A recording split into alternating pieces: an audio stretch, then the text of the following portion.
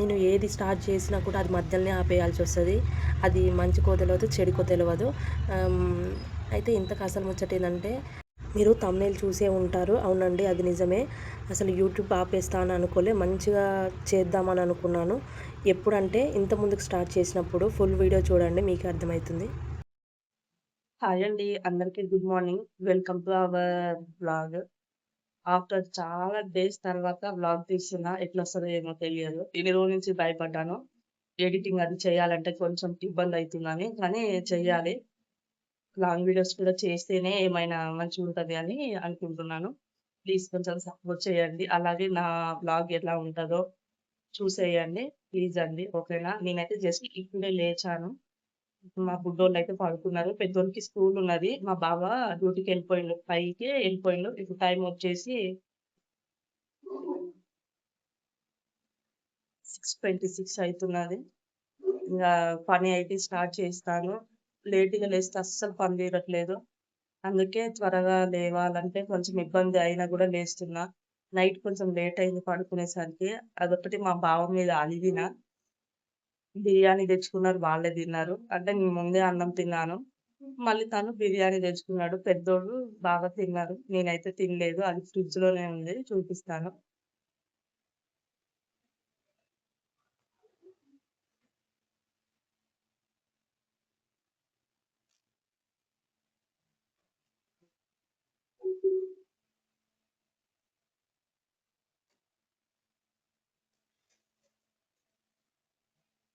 అది అన్నమాట. ఫ్రిడ్జ్‌లోనే ఉంది. కొంచెం తిన్నారు. అంటే నేను గూడా తింటా అన్నట్టు తెచ్చిర్రు కానీ నేను తినలేదు. అలిగినా అన్నమాట. ఓకేనా. ఇంకోటి మాకు దేవుని దగ్గర నుంచి ప్రసాదం వచ్చింది. గంగాధర్ అంట. నిన్ననే వచ్చింది. తిన్నాం ఆల్రెడీ. నైట్ కొంచెం లేట్ నైట్ తినేసరికి గొంతు పట్టుకున్నదన్నమాట. గొంతు నొప్పులేస్తుంది. ఎందుకో తినాలనిపించింది. నైట్ తిన్నా. గొంతు పట్టుకున్నాను.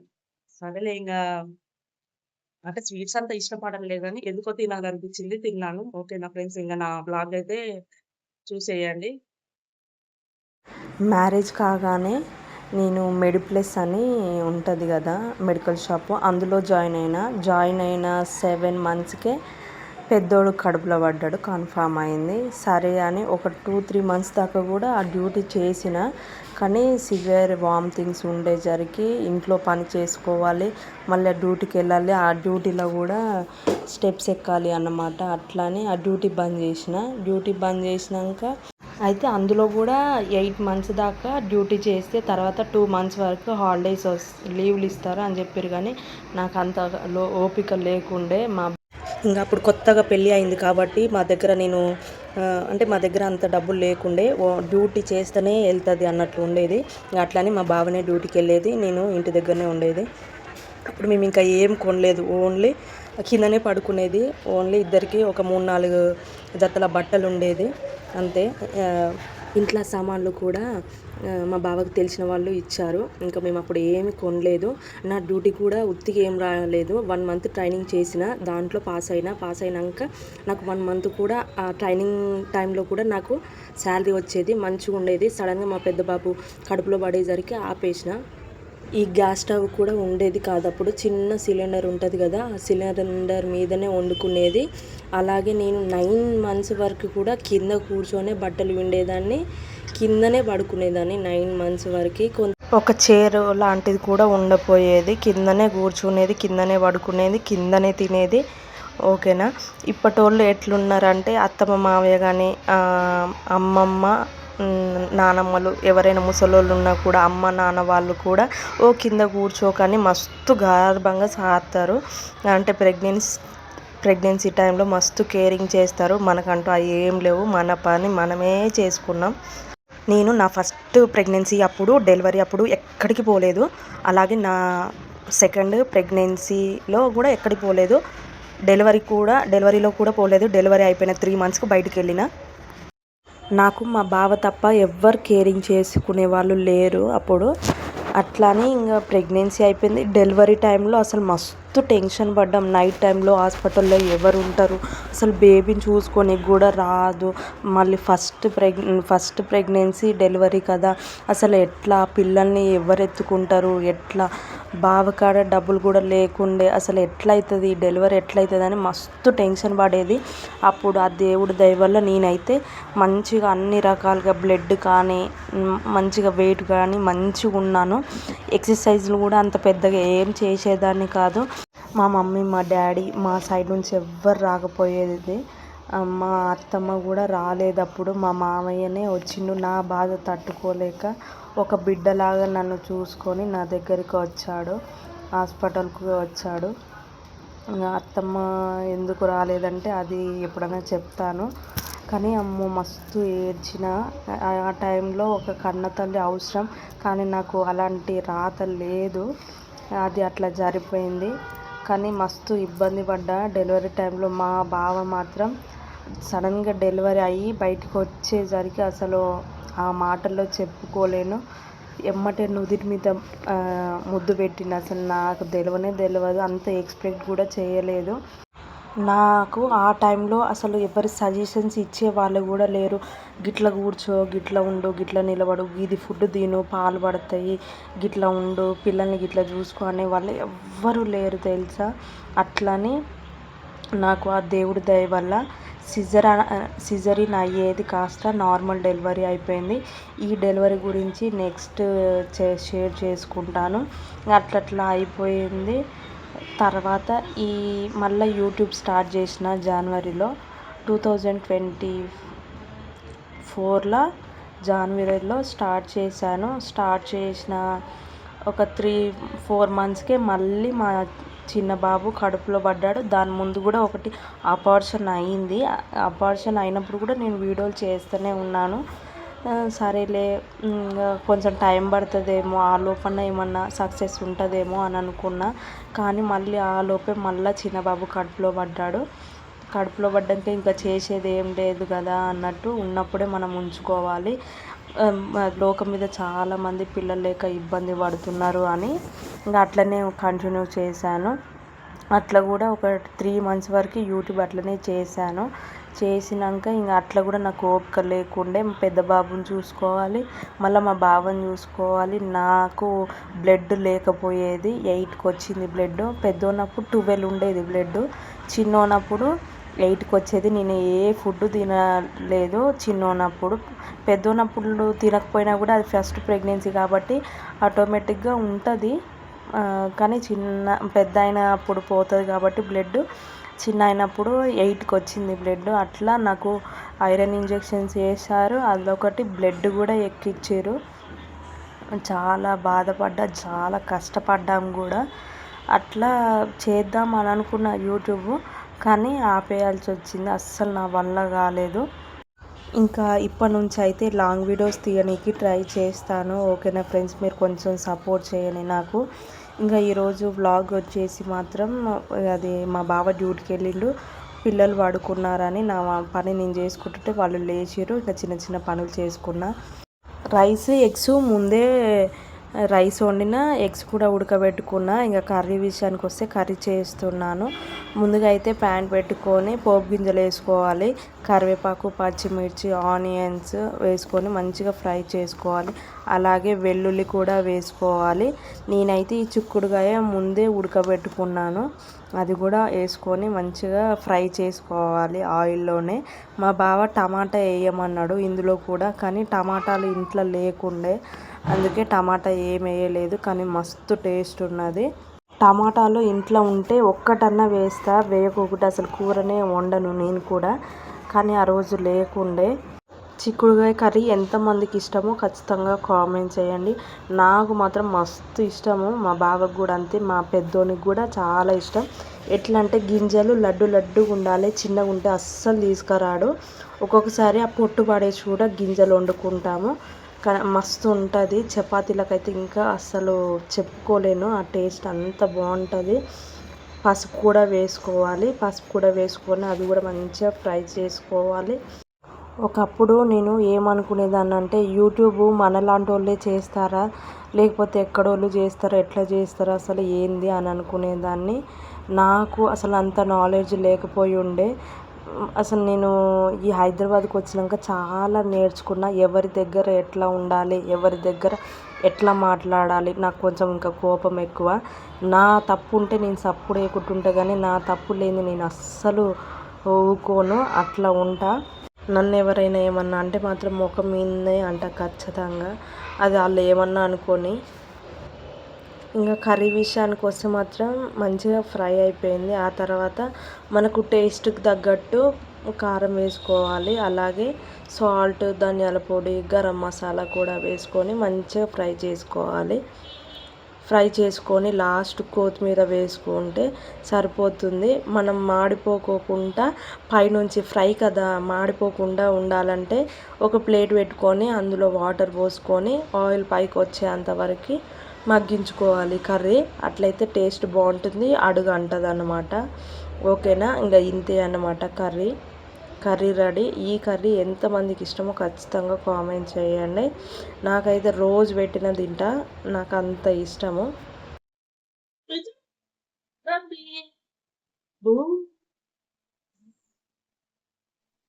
సరిపోలే నిద్ర నిద్ర సరిపోలే సరిపోలే ఎందుకు బతుకోలే మరి ఎందుకు లేచినావు ఎందుకు లేచినావు అరే దొంగ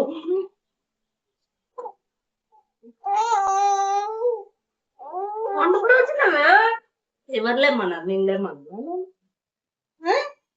లేమన్నా హాయ్ చెప్పు హాయ్ హాయ్ హాయ్ హాయ్ లైన్ పీస్ నువ్వు వంట చేస్తుంటే నాతో పాటు వంట చేస్తున్నా.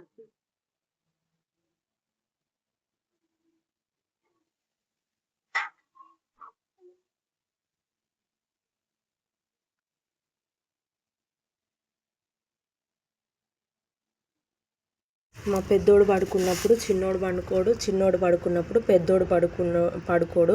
ఇంకా తీరా స్కూల్కు టైం అవుతున్నది అన్నప్పుడు మంచిగానే పడుకుంటాడు, కాసేపు అన్న పడుకుంటాడు. అదే నాకు ప్లస్ పాయింట్ అన్నమాట.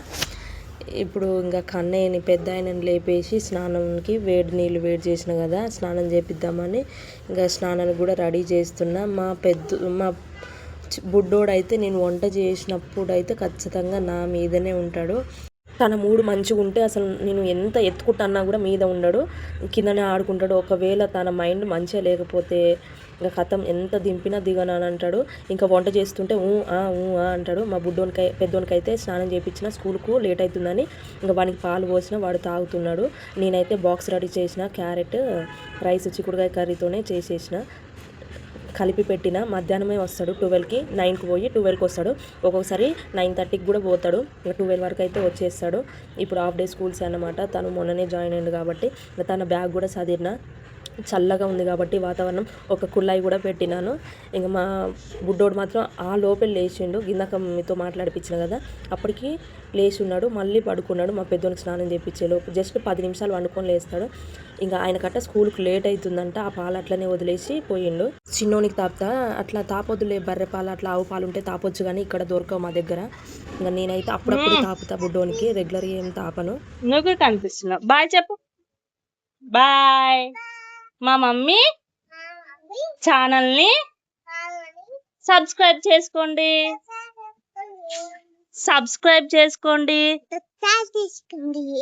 పాప పెట్టు. మన ఇక్కడికి వచ్చే డబ్బులు ఉంటే బాగుండు, మీకన్నా మంచిది. సబ్స్క్రైబ్ చేసుకోండి. Bye bye.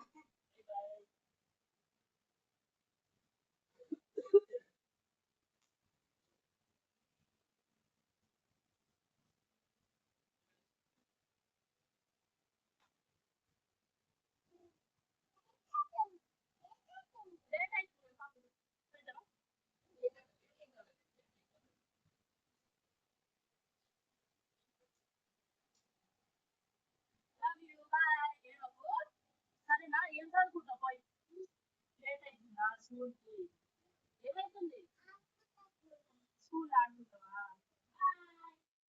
అన్నదమ్ముల ప్రేమ చూడండి ఎట్లా ఉందో. తను స్కూల్కి పోతుంటే వాళ్ళ తమ్ముడికి ముద్దు పెట్టి మరీ పోతున్నాడు. అసలు చిన్నగా ఆడుకోరండి, ఇద్దరు కొట్లాడుకుంటారు మస్తుగా. ఈ పెద్దోడు పోయి పొట్ట మీద ఇట్లా ఇట్లా అన్నా కూడా చిన్నోడు మస్తు నవ్వుతాడు. ఇంకా స్కూల్ మాత్రం దగ్గరనే ఉంటుంది. మా బావ డ్యూటీ నుంచి వచ్చి తీసుకొని పోతున్నాడు. ఇంకా మళ్ళీ తను డ్యూటీకి వెళ్ళిపోతాడు. నేను బుడ్డోడే ఇంట్లో ఉండాలి. 12 వరకు వచ్చేస్తాడు. ఆ టైం వరకు నా పనే కంప్లీట్ అవ్వదు. నేను బయట ఊకలేదు అన్నట్టు ఏం చూపించలేదు కదా, బయట వర్కర్ ఊకుతుంది. మా ఒక్కిల్లే ఏం ఉండదు కదా, మేము రెంట్కుంటాం కాబట్టి ఇంకా ఓనర్ వాళ్ళు పెట్టాలి ఖచ్చితంగా అని అనేసరికి ఇంకా మేము కూడా డబ్బులు ఇస్తే వాళ్ళు ఊకుతారు వర్కర్లు. ఇంకా ఈ పాలు మాత్రం పెద్దోడు తాగిన పాలు ఇంకా చిన్నోనికి కూడా అవే తాపుతాను. పైన బట్టలు ఉండే ఇంకా చిన్నోన్ని ఎవరికి ఇవ్వాలన్నట్టు ఆంటీ కూడా లేకుండే, ఓనర్ వాళ్ళు బయటికి వెళ్ళి ఉండే టెంపుల్కి. ఇంకా ఎట్లా అని చాలా బట్టలు ఉండే. ఇంకా ఎండ కూడా కొడుతుందిలే కానీ ఎందుకు ఎండిపోతాయి బాగా అన్నట్టు ఎండిపోయినాయి బట్టలు. సరే తీసుకుపోదామని పైకి వచ్చిన. వెదర్ మాత్రం చల్లగా ఉండే కానీ ఒక్కసారి ఎండ కొట్టింది. అన్ని బట్టలు పిండాలంటే నా వల్ల కాదు. వాషింగ్ మిషన్ తెచ్చి మా బావ నన్ను బ్రతికించిందనే చెప్పుకోవచ్చు. అన్ని బట్టలు పిల్లల్ని చూసుకుంటా మళ్ళా నాకంటూ ఎక్కడ పోకోకుండా ఇల్లే ప్రపంచం అయి ఉండి ఈ బట్టల్ని కూడా నేనే ఉతకాలంటే నా వల్ల కాకపోవు. ఈ బట్టలు 2 ట్రిప్పులు తిరిగిన, ఇద్దరం పోయి ఇద్దరం తెచ్చుడు, అట్లా ఇద్దరము 2 సార్లు తిరిగినాం. బట్టలు కూడా పెద్ద బకెట్ బట్టలు అయినా కూడా బుడ్డోడిని ఎత్తుకొనే ఆరేస్తా అన్నమాట. ఇంకా అట్లనే అలవాటు అయిపోయింది. మనకంటూ ఎత్తుకునేటోళ్ళు ఎవ్వరు లేరు కాబట్టి ఇంకా తననే ఎత్తుకొని పైకి పోయి ఆరేసి వస్తా. బట్టలు కూడా తననే తీసుకొని వస్తా. బట్టలని కూడా ఇంట్లో చిన్న పనులు కూడా తననే ఎత్తుకొని చేసుకుంటా. ఇంకా మన పిల్లల్ని మనం చూసుకోకపోతే ఎవరు చూసుకుంటారు చెప్పండి. అట్లని పెద్దోడు నాకే అలవాటైండు, చిన్నోడు కూడా మొత్తం నాకానే అలవాటైండు. వాళ్ళ డాడీ దగ్గర పండుకోమంటే అస్సలు పడుకోడు. ఇటు మళ్ళీతోనేమో చిన్నోడు ఏడుస్తాడు, అటు మళ్ళీతోనేమో పెద్దోడు ఏడుస్తాడు. ఇద్దరిని సమానంగా చూసుకోవాలి. ఒకరికి ముద్దు పెట్టి ఒకరికి ముద్దు పెట్టకపోయినా కష్టమే. ఈ పిల్లలు ఇప్పుడైతే ప్రేమగా ఉంటారు కానీ పెద్దయినాక ఎట్లా కొట్లాడతారో ఎట్లా ఉంటారో దేవుడా. వీళ్ళిద్దరు అన్నదమ్ములు మంచిగా ప్రేమతో ఉండాలి ఎప్పుడు కూడా అని ఆ దేవుణ్ణి కోరుకుంటాను. ఇంకా చూడండి పైనుంచి బట్టలు తెచ్చిన కదా, ఆ బుడ్డోడిని ఎత్తుకొని ఆ బట్టలు కూడా మడత పెట్టుకున్నా. ఇట్లా ఉంటుంది అన్నమాట నా పని. ఇంకా వీడియో ప్రతిదీ షూట్ చేయాలన్నా కూడా కష్టమే. ఈడు ఏడుస్తుంటాడు, ఆ వీడియోని పట్టుకొని తిరగలేం ఫోన్ పట్టుకొని. ఇంకా అట్లానే ఆ బట్టలన్నీ అట్లనే మడత పెట్టిన. ఆకలి అవుతుంది, ఇంకా బిర్యానీ కూడా ఉంది కదా అన్నట్టు సరే కాసేపు పండబెట్టిన, మళ్ళీ ఫీడింగ్ చేసి పడుకోబెట్టిన. మళ్ళీ కాసేపు పడుకున్నాడు. నేను తినేటప్పుడే మళ్ళీ లేచినాడు. ఇంకా స్నానం కూడా అట్లా ఏం చేయలేదు. తిన్నాక చేద్దాము, గిన్నెలు కూడా ఏం దోమలేదు. ఇంకా ఇది మాత్రం ఓన్లీ మార్నింగ్ వ్లాగే అన్నమాట. కానీ మీకు నచ్చుతుందని అనుకుంటున్నా. ఇంకొంచెం సపోర్ట్ చేయండి. మళ్ళీ ఒకసారి అయితే మంచిగా క్లియర్గా వీడియో చేస్తాను. ఇది బాగా డిస్టర్బ్ ఏమన్నా ఉన్నాలే. అయితే ఈ బిర్యానీలో గ్రేవీ అంతా లేకుండే ఆ ఎగ్ ఉంది కదా, మా బావ నీలం తినడంట ఆయన, ఎల్లో కలర్ది. ఇంకా అది కూడా పెట్టుకున్నాను అందులోనే. తను రైస్ తిని పోయిండు. ఇంకా ఎగ్ ఎల్లో మాత్రం నాకు ఉంచినాడు. అది చిక్కుడుకాయ కర్రీ చిక్కుడుకాయ కర్రీ 2 పెట్టుకొని తినేసిన. చూడండి అప్పుడే లేచి ఓర్లుతున్నాడు మీద కూర్చొని. ఇంకా అట్లనే ఎట్లనో అట్లా అయితే అన్నం కంప్లీట్ చేశాను. ఇంకా ఉన్నాయి పనులు. స్నానం చేసుకోవాలి, ఇల్లుక ముందుకే తిన్నామని అనుకోవద్దు. తను పడుకుంటుడు లేస్తుండు. బెడ్ మీద పండుకోబెట్టి నేను జస్ట్ ముందుకు రాగానే ఒక్క అడుగు వేయగానే లేచి కింద పడతాడని ఇంకా అట్లనే ఉంచిన బెడ్. చిన్న పనులు చేసుకుంటే తర్వాత తను పడుకున్నాక పెద్ద పనులు చేసుకుంటాడు కదా అనుకున్నా.